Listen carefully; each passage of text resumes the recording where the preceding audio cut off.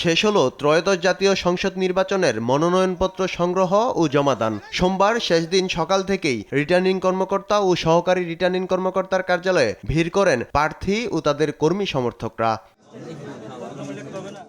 ঢাকা ১৩ ও ১৫ আসনে প্রার্থী হয়েছেন জামাতে ইসলামীর আমির ডাক্তার শফিকুর রহমান। দলটির সেক্রেটারি জেনারেল মিয়া গোলাম পরোয়ার খুলনা ৫ আসনে মনোনয়নপত্র জমা দিয়েছেন।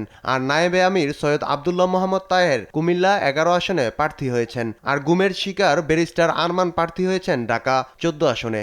এখানে জনগণের একটা ব্যাপক উত্তাল স্রোত তৈরির মাধ্যমে এবার এই জোটকে মানুষ বিপুল ভোটে নির্বাচিত করে সরকার গঠনের সেই সুযোগ করে দেবে।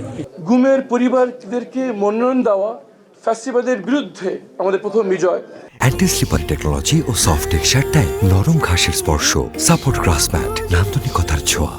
এনসিপি নেতাদের মধ্যে ঢাকা ১১ আসনে নাহিদ ইসলাম, রংপুর ৪ আসনে আক্তার হোসেন, কুমিল্লা ৪ আসনে হাসনাত আবদুল্লাহ, পঞ্চগড় ১ আসনে সার্জিস আলম এবং ঢাকা ৮ আসনে নাসিরউদ্দিন পাটোয়ারি মনোনয়নপত্র জমা দিয়েছেন। একটা শান্তিপূর্ণ প্রক্রিয়ার মধ্য দিয়ে একটা সুষ্ঠু এবং জনগণের অংশগ্রহণমূলক এবং ফেসিবাদ মুক্ত একটা নির্বাচন তারা উপহার দিবেন। যারা নির্বাচিত হবেন আমরা তাদেরকে বেছে নেব। এই নির্বাচনে কেউ জিতবে না, জিতবে গণতন্ত্র। অন্যান্য দলের মধ্যে বিপ্লবী ওয়ার্কার্স পার্টির সাধারণ সম্পাদক সাইফুল হক মনোনয়নপত্র জমা দিয়েছেন ঢাকা ১২ আসনে। এছাড়া স্বতন্ত্র প্রার্থীরাও কর্মী সমর্থকদের নিয়ে মনোনয়নপত্র জমা দেন।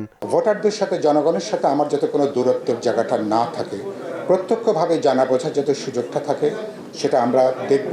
মঙ্গলবার শুরু হবে মনোনয়নপত্র যাচাই বাছাই, চলবে ৪ জানুয়ারি পর্যন্ত। অন্যান্য প্রক্রিয়া শেষে ২১ জানুয়ারি প্রতীক বরাদ্দের পরই আনুষ্ঠানিক প্রচার প্রচারণা চালাতে পারবেন প্রার্থীরা। ফেরদৌস রহমান, দেশ টিভি, ঢাকা।